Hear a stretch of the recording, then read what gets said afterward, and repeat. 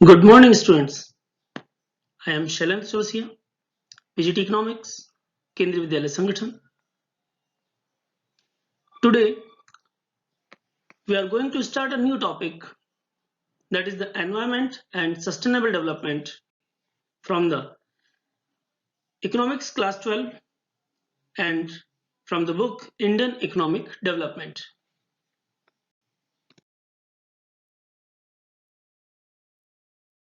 Let's start.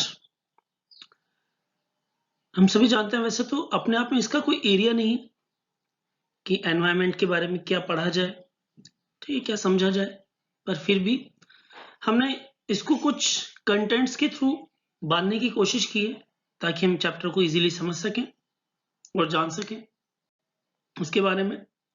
इसमें first of the content is the introduction, next one is the environment definition and functions, after that is state of India's environment, next one is the sustainable development, and after that strategies for sustainable development, and the last one is the conclusion and recap. Okay, first we start from the introduction.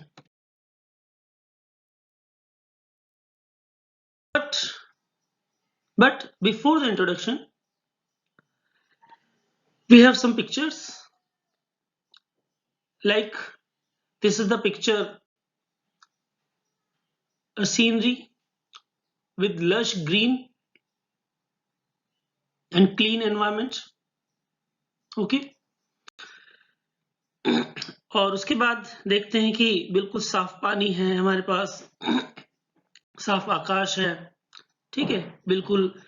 और इस picture में जैसा कि हमने already देखा कि हमारे पास बिल्कुल बहुत गहरी हरियाली से भरा हुआ एक मैदान है, अच्छे पेड़ हैं, सूर्य का प्रकाश बहुत आसानी से आ रहा है, ठीक है।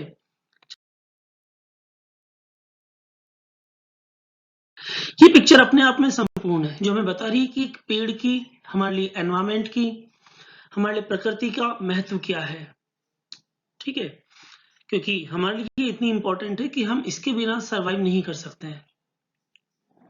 That is why the environment is an important and have a much more significance for our life. Okay,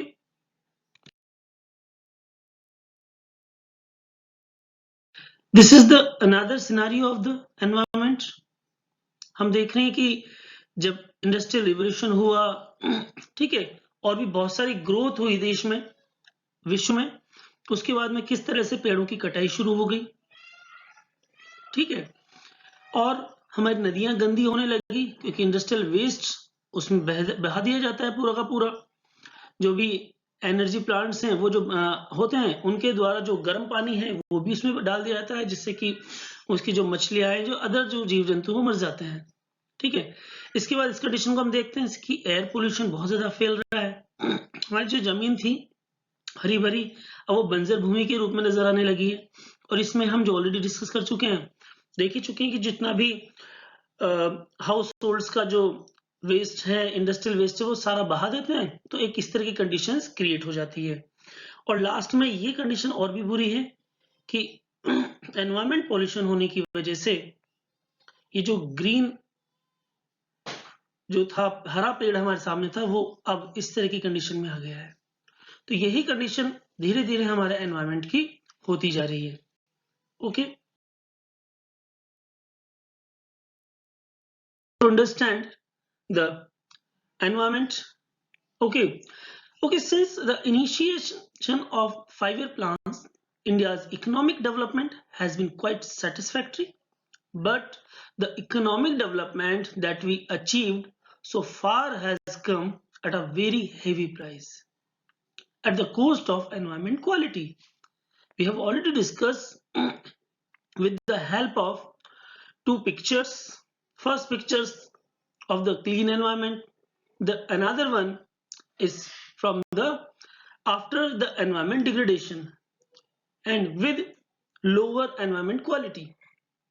Okay, we have experienced adverse consequence of development path with tool following LPG policies on our environment. हमें पता है कि 1991 में हमने LPG policy follow की, और उस time पे हमारे यहाँ पे बहुत सारे इंडस्ट्रियल चेंजेस भी हुए, नई नई इंडस्ट्रीज लगी हैं, गवर्नमेंट ने इकोनॉमी को आगे बढ़ाने के लिए काफी नए नए चेंजेस किए, और नो डाउट उसका जो एडवर्स इम्पैक्ट है तो वो एनवायरमेंट पे हुआ है। हम सभी बहुत अच्छे से इस बात को जानते हैं, हम इस बात को नकार नहीं सकते हैं।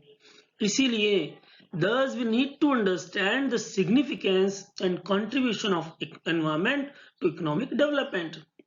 Yes, obviously this is the an important role by the environment has been played for increase the national income to develop the economy. Okay, it means environment is a necessary condition for everything, for the national development, for the social development, economic development. Okay, now the definition and function.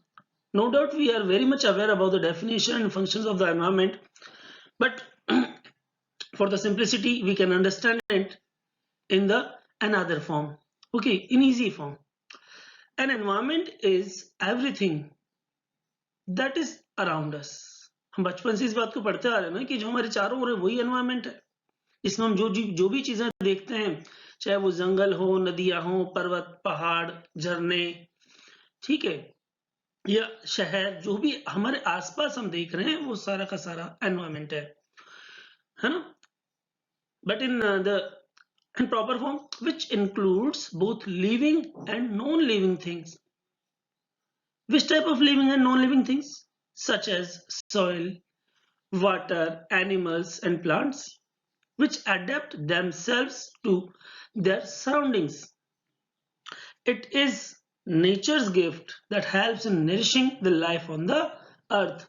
Definitely it is the nature's gift to fulfill the requirement to need of the human being. But by the environment we are fulfill our greed now, not need. It is the notable point regarding the environment and our development. Okay, a study of environment then calls for a study of the interrelationship between these biotic and abiotic components of the environment. Okay, now when we can easily understand, we can easily explain it through the interrelationship between the biotic and abiotic components. We have already understand about the biotic components. It means components having living, okay, like animals, plants, they are living components, and the abiotic or non-living components are the soil, okay, water, rocks, grounds, etc. Okay, so in the for the simple definition, simple meaning of the environment, it is the relationship between the biotic and abiotic components of the environment. Okay, the next one we have to understand, we have to discuss about the environment function. No doubt environment is an important condition and requirement for the human being, and environment play a major role in each and every function of the country, of the nation.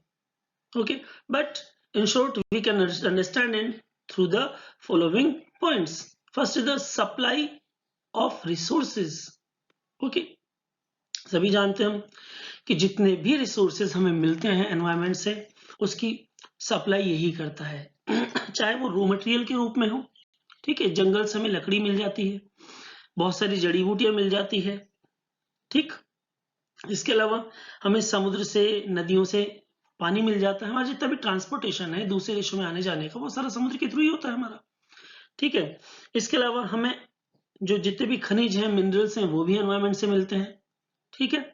इसके अलावा और जो भी extra चीजें हैं जितना जिससे कि हम इतना डेवलप कर पाए अपने आप को आज के टाइम पे, वो सारी की सारी चीजें हमें एनवायरनमेंट से ही मिलते हैं। इसका मतलब it is the responsible to supply of resources to the human being. Okay, no doubt it is the very important function of the environment. The next one is it assimilates the waste. Yes. जितना भी हमने आज तक industrial development किया है या जिस भी फील्ड में हमारे इंडस्ट्रियल डेवलप जो भी डेवलपमेंट हुआ है उसमें कोई ना कोई वेस्ट, इंडस्ट्रियल वेस्ट हुआ या दूसरा वेस्ट हुआ, डोमेस्टिक वेस्ट हुआ, वो जरूर क्रिएट होता है। उन सबको एसिमिलेट करने का, उन सबको अपने अंदर समाहित करने का काम भी हमारा एनवायरनमेंट ही करता है।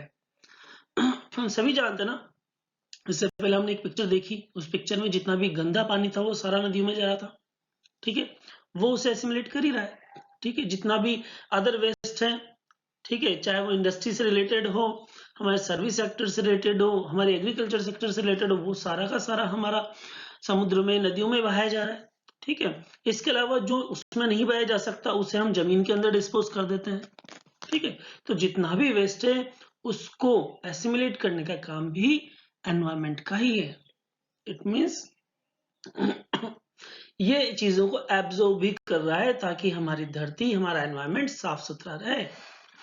Okay, the next one is it sustains life by providing genetic and biodiversity.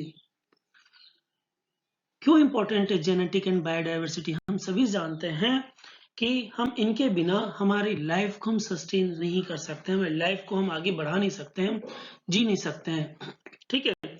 तो जेनेटिक और बायोडाइवर्सिटी बहुत जरूरी है।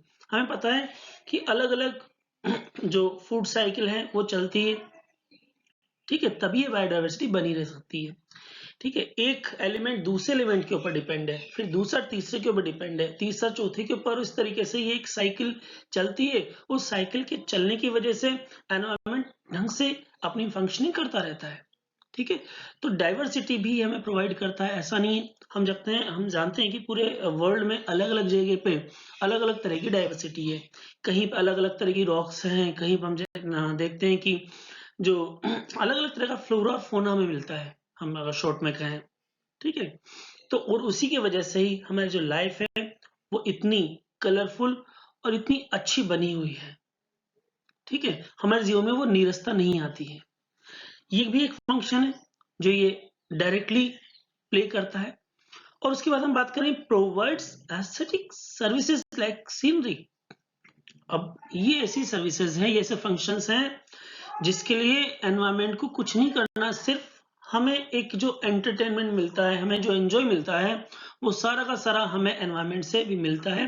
जिसमें हम सीनरी, अच्छे अच्छे जितना भी टूरिज्म डेवलप हुआ है वो किसकी वजह से हुआ है? इसी वजह से हुआ है।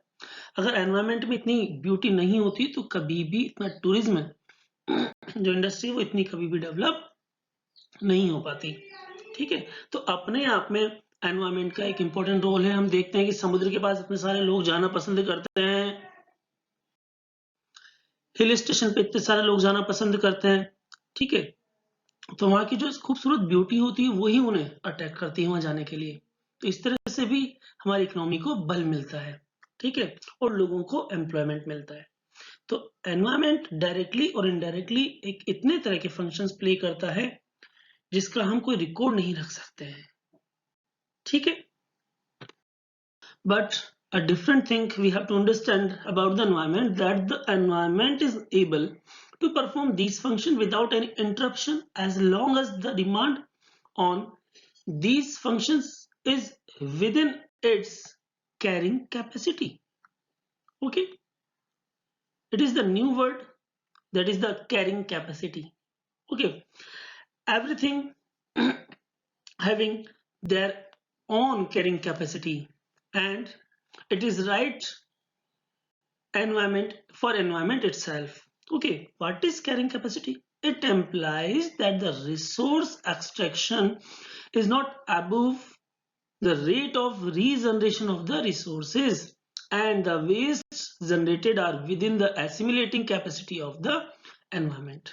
It means कि जो भी रिसोर्स एक्सट्रैक्शन है उसका दोहन है संसाधनों का, वो उसकी रीजनरेशन कैपेसिटी से ज्यादा नहीं होना चाहिए। ठीक है, मान लीजिए हमारे एक्सट्रैक्शन है 10%, लेकिन रीजनरेशन कैपेसिटी है हमारी सिर्फ 5%, तो ऐसे केस में हम माइनस में जाने लगेंगे। ठीक है, और जितना हमारी एनवायरमेंट एसिमिलेटेट नहीं कर पा रहा, उससे ज्यादा हम वेस्ट क्रिएट करेंगे, तो एनवायरमेंट के ऊपर एक एक्स्ट्रा बर्डन क्रिएट होगा।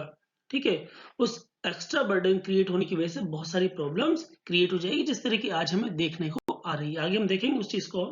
ठीक है, तो when the carrying capacity is not proper of the environment, in this condition the environment fails to perform its third and vital function of life sustains, and this results in an environment crisis. Okay, this is the situation today all over the world. The rising population of the developing countries and the affluent consumption and production standards of the developed world have placed a huge stress on the environment in terms of its first two functions. We have already discussed supply of resources and the assimilates waste. Okay, next, many resources have become extinct and waste generated are beyond the absorptive capacity of the environment. There is a new word, new terminology, that is the absorptive capacity. Okay, it means the ability of the environment to absorb degradation. Whatever degradation, whatever waste has been created by the different part of the country will be absorbed by the environment up to their absorptive capacity. Okay, पर जब इस capacity से ऊपर बात चली जाती है तो एनवायरमेंट उसको एब्जॉर्ब नहीं कर पाता है, उसके नेगेटिव इम्पैक्ट्स हमें दिखाई देने लगते हैं. Okay, it means the result we are today at the threshold of environment crisis. The past development has polluted and dried up rivers and other aquifers, making water an economic good. Besides, the intensive and extensive extraction of both renewable and non-renewable resources have exhausted some of these vital resources, and we are compelled to spend huge amounts on technology and research to explore new resources. Okay, it means added to this are the health cost of degraded environmental quality. बिल्कुल सही है, जब absorptive capacity कम हो जाएगी उसकी, तो ऐसे case में उसके नेगेटिव इम्पैक्ट्स एनवायरनमेंट पे दिखाई देने लगेंगे, तो उसकी वजह से कई तरह की प्रॉब्लम्स क्रिएट होगी, जैसे एयर पोल्यूशन है, वाटर पोल्यूशन है, ओके, कई तरह की बीमारियां हैं, डिजीज हैं, है ना, वाटर बोर्ड डिजीज हैं, ये सारी की सारी क्रिएट होती चल जाएंगी, और अदर बहुत सारी जो एनवायरमेंटल प्रॉब्लम है वो भी क्रिएट होना शुरू हो जाएगी. ओके,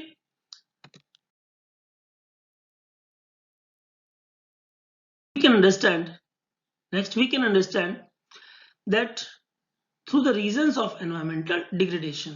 Okay, हम बहुत अच्छे से जानते हैं फर्स्ट पॉपुलेशन एक्सप्लोजन. जितनी ज्यादा जनसंख्या होगी डिमांड उतनी ज्यादा होगी.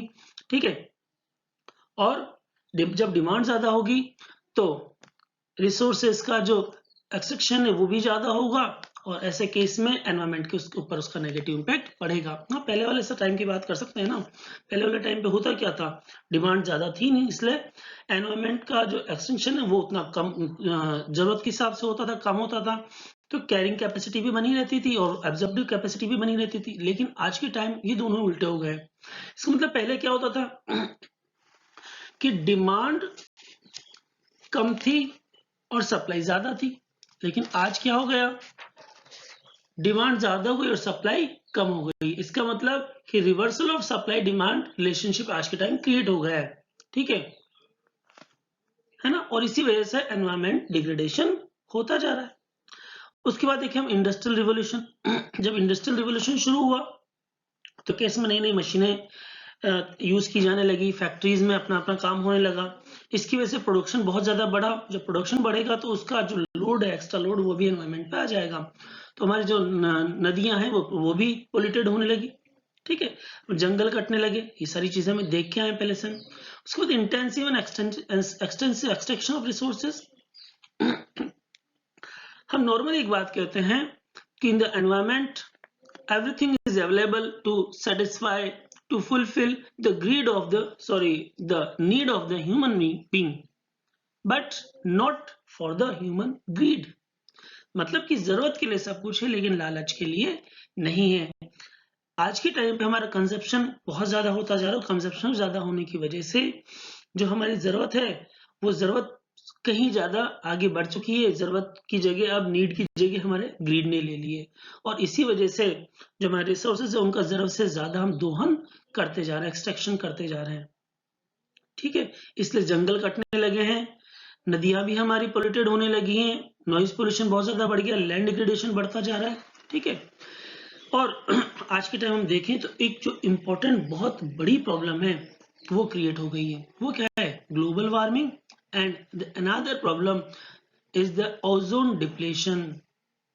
ठीक है, जिसने पूरे के पूरे वर्ल्ड को, पूरे जो विश्व है उसको चिंता में डाल दिया है। ये ऐसी प्रॉब्लम्स है। ठीक है, let me discuss about these problems in the next slide.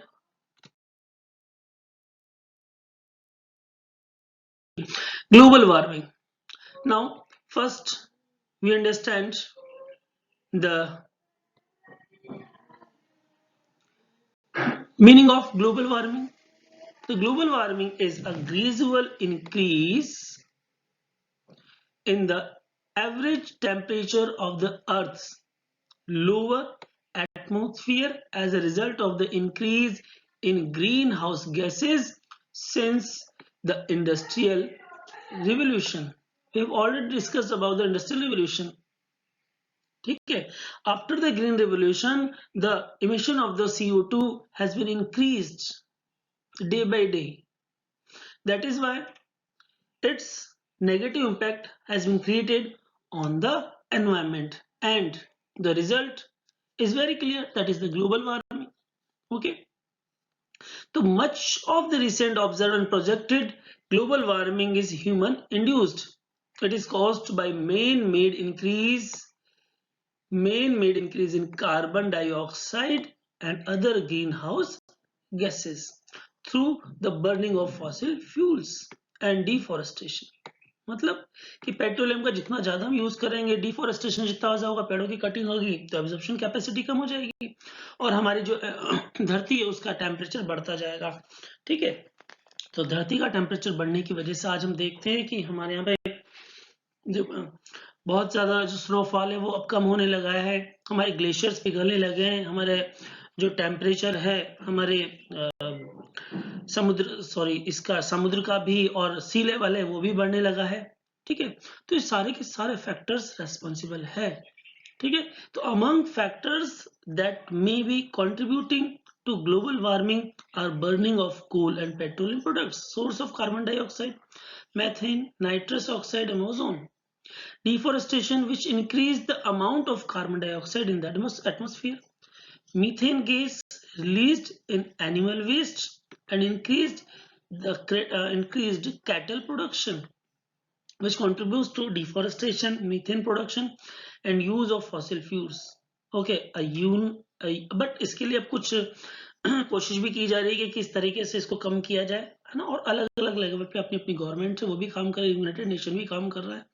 इसीलिए UN Conference on Climate Change held in Kyoto, Japan in 1997 resulted in an international agreement to fight global warming, which called reduction in emission of greenhouse gases by industrialized nations. जिसके ऊपर काम चल रहा है कि किस तरीके से इस एमिशन को कम से कम किया जा सके ताकि हम इस प्रॉब्लम से छुटकारा हमें मिले, क्योंकि पूरी की पूरी बायोडाइवर्सिटी इसकी वजह से चेंज होती जा रही है। चाहे हम एक्वेटिक में ले लें या फ्लोरा और फोना हमारे ऊपर बिल्कुल कंप्लीटली चेंज होते जा रहे हैं, इस चीज को हम देख सकते हैं। ठीक है, नेक्स्ट देखिए,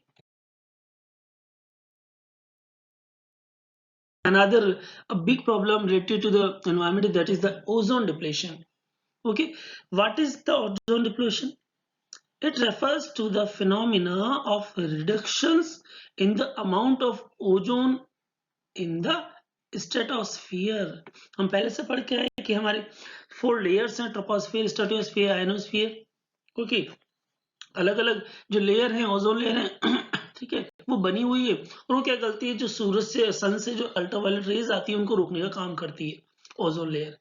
ठीक है, लेकिन अब हमारे एनवायरमेंट डिग्रेडेशन की वजह से, ठीक है, तो उसकी वजह से ये ओजोन लेयर अब पतली होती जा रही, कम होती जा रही है, जिसकी वजह से अल्ट्रावायलेट रेज को अभी रोक नहीं पा रही है और उसी की वजह से कई सारी प्रॉब्लम्स, कई सारी बीमारियां हमारे धरती पे क्रिएट होने लगी है।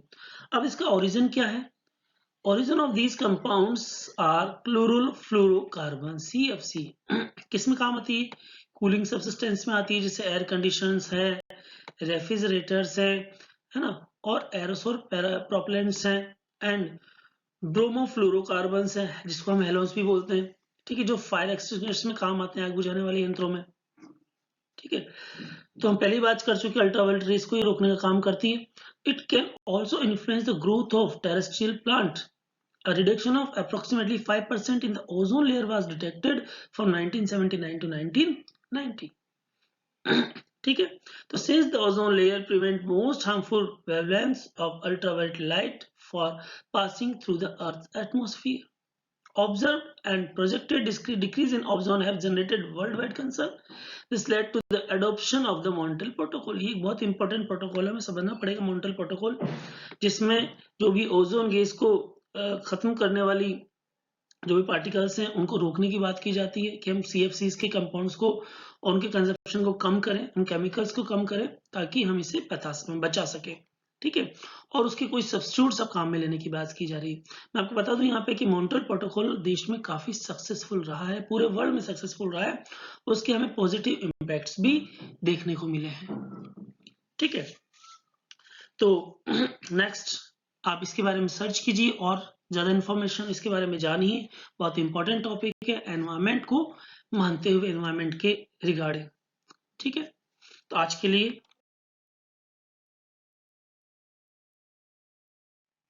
This is all over for today. Thank you very much. We will meet in next class for the next part of this chapter. If you have any doubt about the or regarding the chapter, you can inform me in the comment box or contact me. Thank you very much.